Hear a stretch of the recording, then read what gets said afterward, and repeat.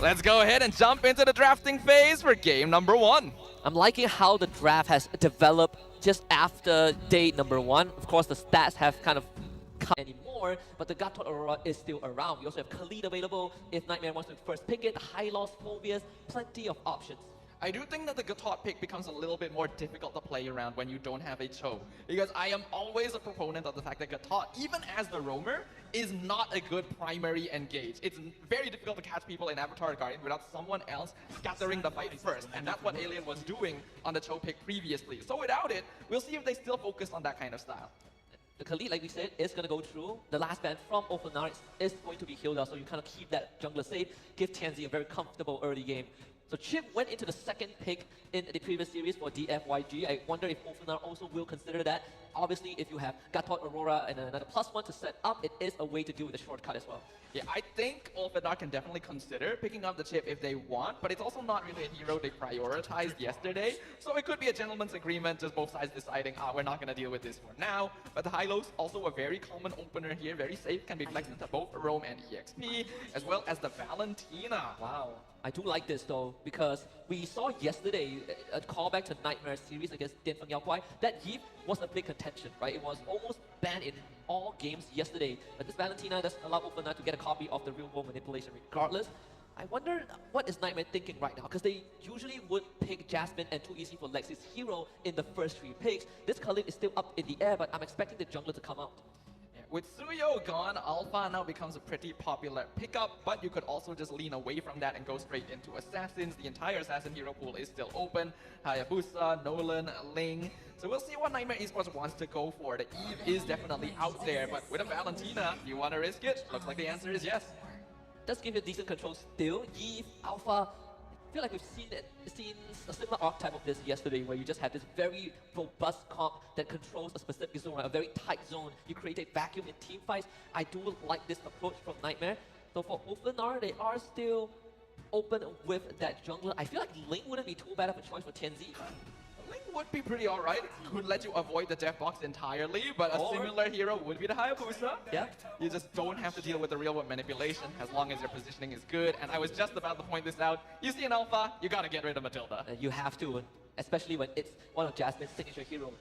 I guess something better than being a Ling that flies up into the air is just do not exist, right? Just don't exist in the realm with that Ogi Shadow kill. We're just gonna go back to the ages when sky warfare was not an issue to deal with, right? We're gonna keep it on the ground. We're gonna keep things down to earth. Hardy going to also be banned out, which is actually quite interesting because typically Eve would be a pretty solid solution to Harif of just zoning him away from the Zaman force, but since there's a Hylos there, I guess they're just worried about that enabling him. And even ban on the Gatot, so they don't have any intentions of picking that hero, but they also want to prevent Nightmare from having that extra layer of crowd control. You know, you get that taunt onto someone like Tianzi, it is a death sentence for the Hayabusa. I think like if you're Nightmare, you're probably banning out another gold laner. Maybe the Beatrix can be considered, Beatrix or Bruno? Beatrix probably would fit the bill. Bruno right now would be just the safe go-to because he does have generally winning lanes 1v1 against most other gold laners in the meta. But like you mentioned, Beatrix is always a safe fallback too. To be honest, I wonder if it's better to just ban... Oh no, they do get rid of Bruno. They could take Beatrix. I mean, they do have first pick in the second phase. They could take Beatrix now, and you still keep that high loss as a potential flex. I'm still seeing multiple options if you want to put high loss into Rome. I think that that XP lane still has some heroes that could fit it. The CC, we saw that by DFYG early on. If push comes to shove, I think the Damus could also be a thing, albeit a bit rarer. We'll go for the Natan though, so the Beatrix does get let through. Natan, not quite as popular as he was during the MPL season, but I still feel like this hero can be kind of busted at certain times. Good early game poke, great late game scaling. He just blows you up so quickly once he has those like 4th or 5th items that you don't even see what's coming. Sometimes if you are ahead, you just go 3rd item Holy Crystal, right? Yep. It skyrockets that power curve. And of course, there's always the advantage of, I can build Winds of Nature, but you, too bad, no Winds of Nature for you because I do magic damage. That is always going to be a thing to worry about, and because you have the Natan combined with Hayabusa too, it makes it a bit harder for Nightmare Esports to itemize against both magic and physical damage. Looks like this is going to be a Khalid roam since they lock in the Phobias here alongside the Moskov. I was thinking about the Moskov and Beatrix, but I guess both of them work. You do have early oppression against Natan, but Moskov in particular is not that bad against Hayabusa if you catch him kind of sleeping on the wheel with the quad shadows. We saw that example yesterday again. It was used on Nightmare, so they definitely know how that feels. Yeah, they definitely do, and that's not a feeling that they want to replicate again. So now, one final pick for Ulfhednar. Tylo's still flexible, but I feel like Alien would ideally want more of a playmaker EXP lane, but a lot of them are already gone from the hero pool. If he goes on the Hylos, can still enable for his team, but it's not quite the same feeling he's used to. What about Tigro? Or Terizla? I had that in the back of my mind as well, because I see if Tigro doesn't feel good, but Terizla, you want crowd control to set up, which is something that Ulfhednar didn't have until this Terizla pick. I do like it. You essentially sandbag the lane against the Phobias, you can catch multiple targets, and he matches Apex 47 using this Khalid. Classes that can be pretty vulnerable to early game disturbance, but that will depend on their performance, because we are gonna be jumping into the Land of Dawn once again here, ladies and gentlemen. This is gonna be game number 1 of our third match here in the M6 Wildcards Day 2. Bear witness to Ulfhednar versus Nightmare Esports. So many storylines, but not enough time, so we just have to cut to the chase. Again, roamers are important. Both junglers gonna have parallel jungling experience. You know, purple buff for Lexi and orange for TNZ. Look out for level 4 as well. I think with the Khalid, you definitely want to be the one to move fast. Mid-side, good poke on the Apex. But Apex is able to use his Revitalize and do the same back to Jasmine. Both roamers going to take quite a lot of damage initially. And this mid lane priority is very, very important. We've already seen it determine early games in multiple situations. If you're able to unlock your mid or even your EXP as soon as possible, you can make things happen. Speaking about making things happen, we also want to remind you guys that M6 Pass is already available from the 18th of November to 29th of December. You can make your dream happen of owning something like the Claude exclusive statue by maxing out your battle pass, and along the way, get exclusive skins like the Boxer special skins, the Claude M6 skin, Cosmic Blaze, the Claude figurines, Sacred Statue, Spawn Effect, everything under the sun. Yep, the M6 Pass only gonna last until the end of December, so make sure to jump on that. But now we can see Jasmine a little bit too far forward. Instant 3-man collapse and first blood to TNZ. Slightly weird interaction that Sosa wasn't even there. I guess maybe Jasmine wanted to hold the lane hostage, but to engage like that definitely is not what you want, especially when you're 20 seconds away from the first turtle spawning. Yeah, a bit of disrespect to the Torn Queen there. Figured that, hey, I'm 1v1 against Valentina. I can at least poke them out, but you're never truly alone, especially if you're not, like, checking vision first. So, a small mistake, but not too big a deal so far for Nightmare. They just gotta clean things up. And as much damage as Khalid deals, Rosa does have the Brave Smite, so that extra regen, that extra healing, 5% max HP with every single proc is gonna help. Turtle dropping very low. Lexi on top of it. Looks like TNZ not actually even going to contest it. And now they engage. Raging Sandstorm at 2 with the RWM. Rosa has the flicker out. Going to use the Raging Sandstorm to escape to safety. Apex almost trades for Lexi, but not able to get out in time. TNZ not going to have his Ogi Shadow kill either, so not able to finish Kami in the top lane. TNZ is still sticking around. That Quad Shadow will come back up in just a little bit. So Kami needs help. Jasmine will do that deed. Force TNZ away. Get a bit of poke. Sunshine will take that recall. So timing-wise for Ulfhednar is not too shabby. They traded a turtle. They traded 1 kill. Nightmare Esports stabilized the state of the game for now. But again, if Jasmine is allowed to move freely and not get punished like he did in the first 1.5 minutes, it will be good for Nightmare. Yeah, Nightmare Esports were able to even things up a little bit there because, oh, hold on. The Fear of Alpha misses on Rosa, and Glorious Pathway means he cannot continue. So a bit of a failed gank here. It's a very good attempt, and Oppa also doing a great job of stopping Alien. It's just incredibly tough to fight into a Phobias. Even though you are technically a sandbag as the owner of the body of a Smith, Alien still has to respect the constant poke from Oppa, who at the same time is running that vengeance. So he is just going to be a brick wall. And I think that's exactly what Nightmare Esports needs to play around with.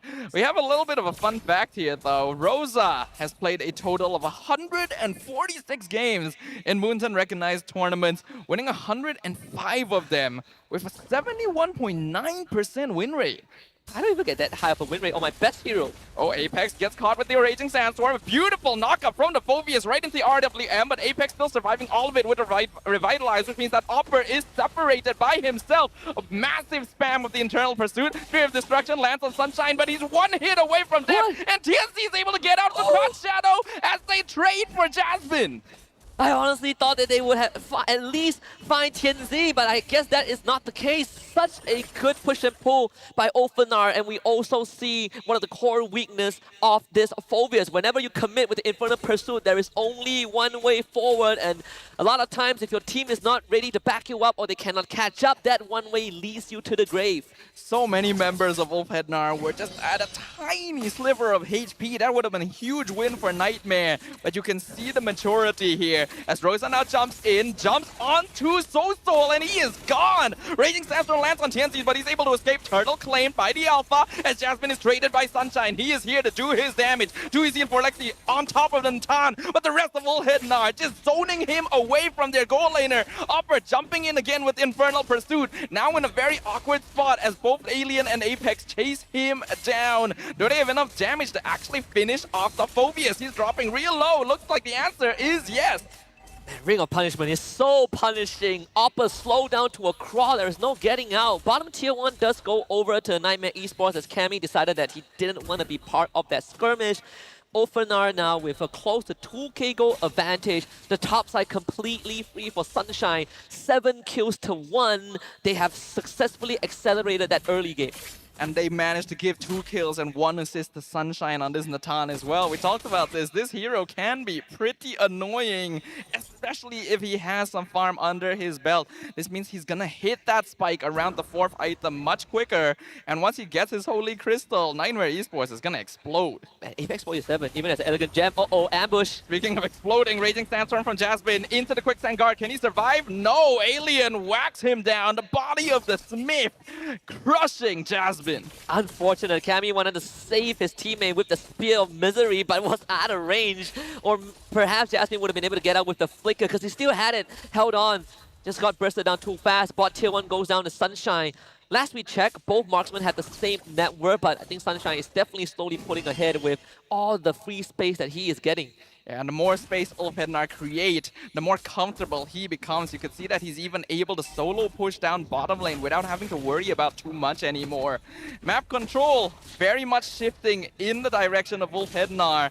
And even though the goal lead isn't that big, Nightmare Esports in some trouble. Sky Piercer for Tianzi just got that from the shop. It's the 3rd turtle spawns on the map. So Nightmare have gotten the first 2. Ulfhednar kind of gave it away. Let's see if they can get this one.